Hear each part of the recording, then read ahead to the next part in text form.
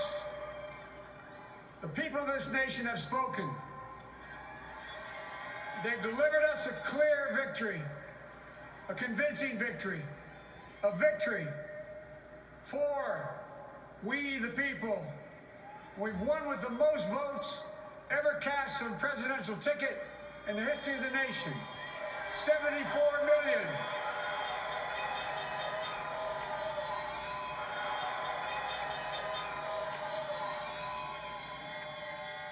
What I must admit has surprised me.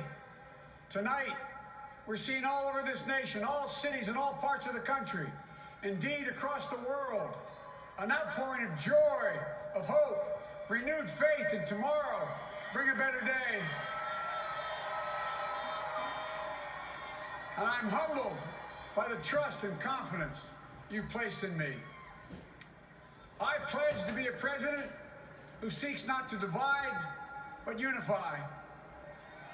Who doesn't see red states and blue states, only sees the United States.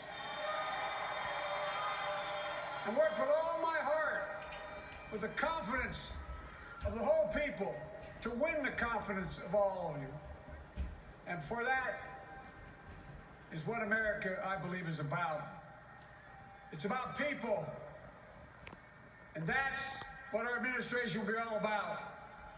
I sought this office to restore the soul of America, to rebuild the backbone of this nation, the middle class, and to make America respected around the world again. And to unite us here at home. It's the honor of my lifetime that so many millions of Americans have voted for that vision. And now, the work of making that vision is States of America, Joe Biden.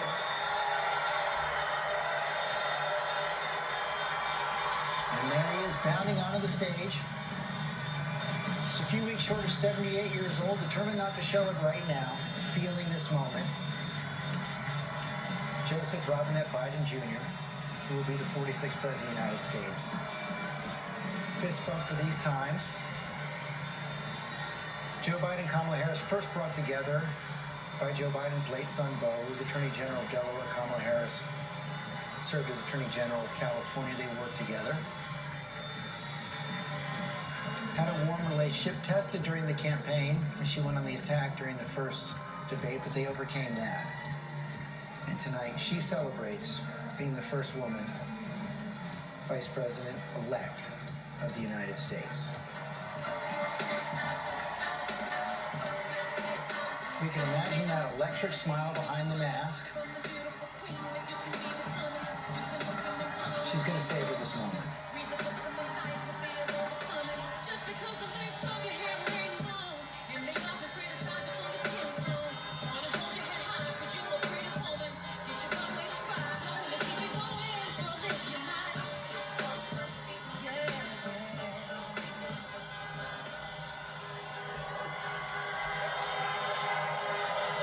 The horns are going off. A big exhale. Good evening. Good evening. Good evening. Good evening. Thank you. Thank you. Good evening. So, thank you. Good evening. So, Congressman John Lewis, before his passing, wrote, "Democracy is not a state, it is an act." And what he meant was that America's democracy is not guaranteed. It is only as strong as our willingness to fight for it.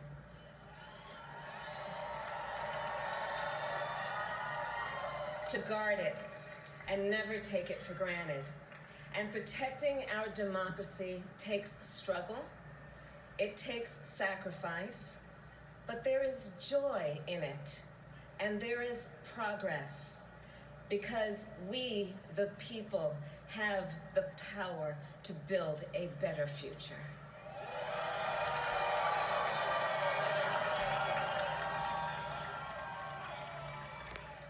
And when our very democracy was on the ballot in this election, with the very soul of America at stake, and the world watching, you ushered in a new day for America.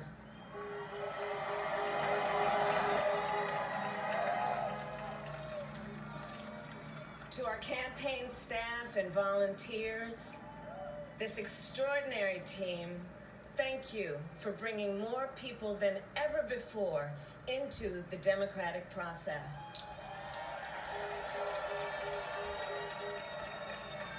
And for making this victory possible.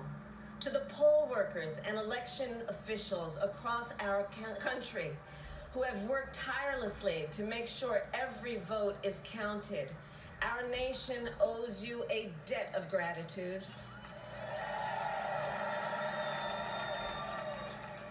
You have protected the integrity of our democracy. And to the American people who make up our beautiful country, thank you for turning out in record numbers to make your voices heard.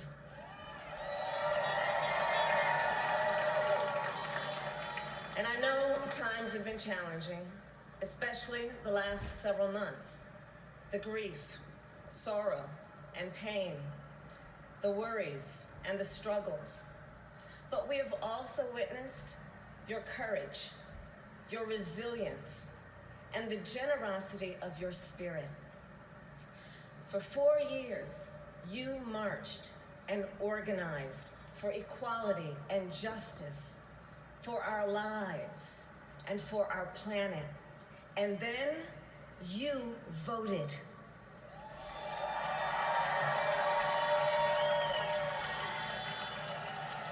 And you delivered a clear message. You chose hope and unity, decency, science, and yes, truth.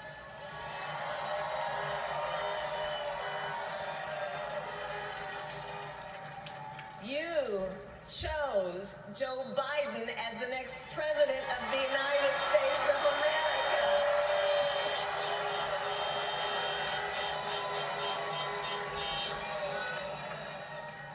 And Joe is a healer, a uniter, a tested and steady hand, a person whose own experience of loss gives him a sense of purpose that will help us as a nation reclaim our own sense of purpose. And a man with a big heart who loves with abandon. It's his love for Jill, who will be an incredible First Lady.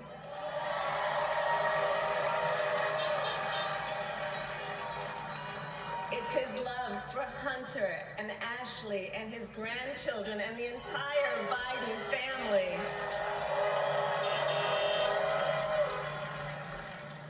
And while I first knew Joe as vice president, I really got to know him as the father who loved Bo, my dear friend who we remember here today. And to my husband, Doug,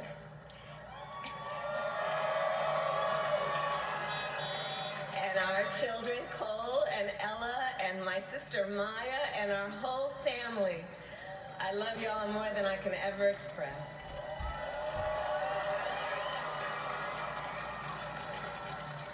We are so grateful to Joe and Jill for welcoming our family into theirs on this incredible journey.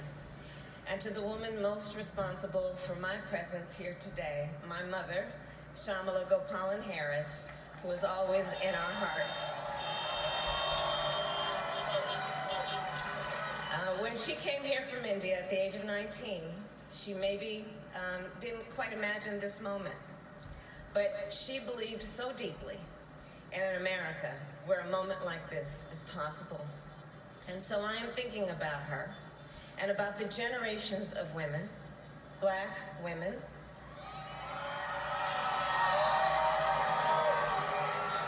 Asian, white, Latina, Native American women, who throughout our nation's history have paved the way for this moment tonight.